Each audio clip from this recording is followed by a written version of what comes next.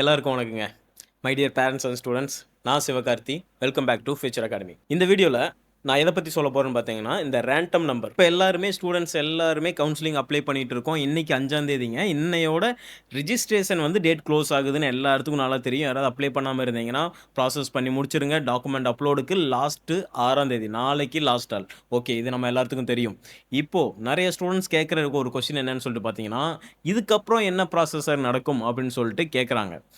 Random நம்பர்னு ஒண்ணு இருக்கு இல்லையா? ரேண்டம் நம்பர் சர்டிஃபிகேட் வெரிஃபிகேஷன், அதுக்கப்புறம் ரேங்க் லிஸ்ட், இது மாதிரி ஒவ்வொரு ப்ராசஸா இருக்கு.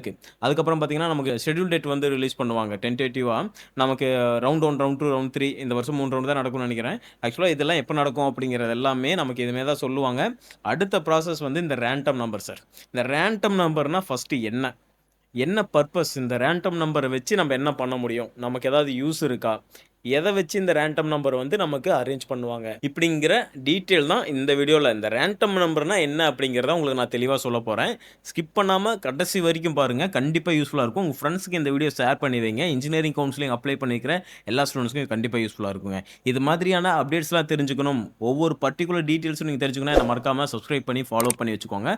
கண்டிப்பா உங்களுக்கு சப்போர்ட்ஃபுல்லா இருக்கும். Okay sir. இப்போ இந்த ரேண்டம் நம்பர் அப்படின்னா என்னன்னு பார்த்தீங்கன்னா, நமக்கு 6ஆம் தேதியோட கவுன்சிலிங்கோட அப்ளிகேஷன்ஸ், டாக்குமெண்ட் அப்லோடு எல்லாமே ப்ராசஸ் முடிஞ்சது. அதுக்கப்புறம் பார்த்தீங்கன்னா 10ஆம் தேதி, இந்த மாசம் 10ஆம் தேதி பார்த்தீங்கன்னா, ரேண்டம் நம்பர்னு உங்களுக்கு ஒரு நம்பர் வரும். நீங்க எதுல போய் பார்க்கணும் அப்படின்னு சொல்லி பார்த்தீங்கன்னா, உங்களோட டிஎன்இஏ வெப்சைட்ல போயிட்டு இந்த அப்ளிகேஷன்ஸ் போடுவீங்க பார்த்தீங்களா? டிஎன்இஏன்னு போய் சர்ச் பண்ணீங்கன்னா, உங்களோட மெயில் ஐடி, பாஸ்வேர்ட் போட்டு உள்ள போயிருவீங்க. உள்ள போனோனே பார்த்தீங்கன்னா, பர்ட்டிகுலரா உங்களோட நேம் டீட்டெயில்ஸ் எல்லாமே குடுத்து வந்துரும். அதுல ரேண்டம் நம்பர்னு சொல்லிட்டு உங்களுக்கு ஒரு நம்பர் ஆட்டோமேட்டிக்கா ஜெனரேட் ஆகும். இந்த ரேண்டம் நம்பர்னா என்னன்னு சொல்லிட்டு பார்த்தீங்கன்னா, ரேண்டம் நம்பர்ங்கிறது கவுன்சிலிங் அப்ளை பண்ண ஒவ்வொரு ஸ்டூடண்ட்டுக்குமே ஆட்டோமேட்டிக்கா ஜெனரேட் ஆகக்கூடிய ஒரு நம்பர். ஓகேங்களா? இதுதான் சிம்பிளான விஷயம். அப்ளை பண்ண ஒவ்வொரு ஸ்டூடண்ட்டுக்குமே ஜெனரேட் ஆகக்கூடிய யூனிக்கான நம்பர். ஓகேங்களா? இத ஃபர்ஸ்ட் ஞாபகம் வச்சுக்கோங்க. Okay sir. இது வந்து எதுக்கு யூஸ் ஆகும் அப்படின்னு சொல்லிட்டு பார்த்தீங்கன்னா, இப்ப வந்து ஆக்சுவலா ஒரே கட் ஆஃப்ல நெறைய ஸ்டூடண்ட்ஸ் இருப்பாங்க. அப்படிங்கிறப்போ இப்போ எனக்கு ஒரு 185 கட் ஆஃப் வருதுன்னு வைங்க. 185 கட் ஆஃப்லயே கிட்டத்தட்ட ஒரு 30, 40 ஸ்டூடண்ட்ஸ் இருக்காங்க. இல்ல ஒரு 10 ஸ்டூடண்ட்ஸே இருக்காங்கன்னு வைங்க. அந்த 10 ஸ்டூடண்ட்ஸுக்கும் இப்ப 185.5 ஒரு 10 ஸ்டூடண்ட்ஸ் அந்த கட் ஆஃப்ல இருக்காங்கன்னா, அந்த ஸ்டூடண்ட்ஸ்ல யாருக்கு வந்து ஃபர்ஸ்ட் பிரிஃபரன்ஸ் குடுக்குறது, ரேங்க் லிஸ்ட் வந்து அரேஞ்ச் பண்றதுக்கு தான் இங்க வந்து யூஸ் ஆகும்.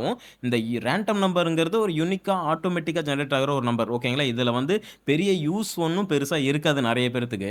சிம்பிளா சொல்லணும் அப்படின்னா, இப்ப 185 கட் ஆஃப்ல நான் இருக்கேன். என்ன மாதிரியே நெறைய ஸ்டூடண்ட்ஸ் 185 கட் ஆஃப்ல இருக்காங்க அப்படின்னா, ஃபர்ஸ்ட் என்னன்னு சொல்லி பார்த்தீங்கன்னா, அந்த ஸ்டூடண்ட் இப்ப சேம் கட் ஆஃப். அதுக்கு அடுத்தது என்ன பார்ப்பாங்கன்னா, அந்த ஸ்டூடண்ட்டோட பிசிக்ஸ் மார்க், அந்த ஸ்டூடண்ட்டோட மேத்தமேட்டிக்ஸ் மார்க் எடுத்து பார்ப்பாங்க. அதுலயும் சேமா இருக்காங்களா? அப்படி சேமா இருந்தா யாரு அடுத்த டிபார்ட்மெண்ட் எடுப்பாங்க. பிசிக்ஸோட மார்க் எடுத்து பார்ப்பாங்க. இல்ல அதுல வந்து மேத்ஸ் மார்க்ல வந்து ஒரு ஸ்டூடண்ட் முன்னாடி இருக்காங்கன்னா, அவிங்களுக்கு வந்து அந்த ரேண்டம் நம்பர் வந்து முன்னாடி ஜெனரேட் ஆகும். அது வந்து ரேங்க் லிஸ்ட்ல வந்து பிரிஃபரன்ஸ் குடுக்குறப்ப அது வருங்க. ஃபர்ஸ்ட் என்னன்னு பார்ப்பாங்கன்னா, உங்களோட கட் ஆஃப் எடுத்துக்குவாங்க. சேமா இருக்கு அப்படின்னா, உங்களோட மேத்ஸ் மார்க் எடுப்பாங்க. மேத்ஸ் மார்க்கும் சேமா இருக்கு அப்படின்னா, பிசிக்ஸ் மார்க் எடுப்பாங்க. பிசிக்ஸ் மார்க்கும் சேமா இருக்கு அப்படிங்கிற பட்சத்தில், உங்களோட ஆப்ஷனல் சப்ஜெக்ட் இருக்கும் பார்த்தீங்களா? பயாலஜி, கம்ப்யூட்டர் அந்த மார்க் எடுப்பாங்க. அதுலயும் சேமா இருக்கு அப்படிங்கிற பட்சத்தில உங்களோட டேட் ஆஃப் பர்த் எடுப்பாங்க. உங்களோட ஏஜ பொறுத்து உங்களுக்கு வந்து பிரிஃபரன்ஸ் குடுப்பாங்க. இது மாதிரி இந்த கிரைட்டீரியாவெல்லாம் வச்சு பார்த்துட்டு, சேமா இருந்த பட்சத்தில் மட்டும் இத குடுப்பாங்க. அப்படி இல்லைன்னா கடைசில அந்த ரேண்டம் நம்பர எடுப்பாங்க. இது எல்லாமே எல்லாத்துக்குமே கிட்டத்தட்ட ஒரு சில ஸ்டூடண்ட்ஸ்க்கு சேமா இருக்க வாய்ப்பு இருக்கு. அப்படிங்கிறனால இந்த இடத்துல வந்து அது யூஸ் ஆகும். அப்படிங்கிறப்ப கடைசியா அந்த ரேண்டம் நம்பர எடுப்பாங்க. ரேண்டம் நம்பர் வந்து யூனிக்கான நம்பர். ஒரு சிலருக்கு மட்டும் ஒரு லக்கி நம்பர்ன்னு சொல்லலாம். இதுதான் சிம்பிளான விஷயங்க. ஓகேங்களா? இந்த ரேண்டம் நம்பர் மூலியமா நமக்கு ஏதாவது பெரிய இம்பாக்ட் கிரியேட் ஆகுமா அப்படின்னு சொல்லி பார்த்தீங்கன்னா, எல்லா ஸ்டூடண்ட்ஸ்க்கும் ஆவாது.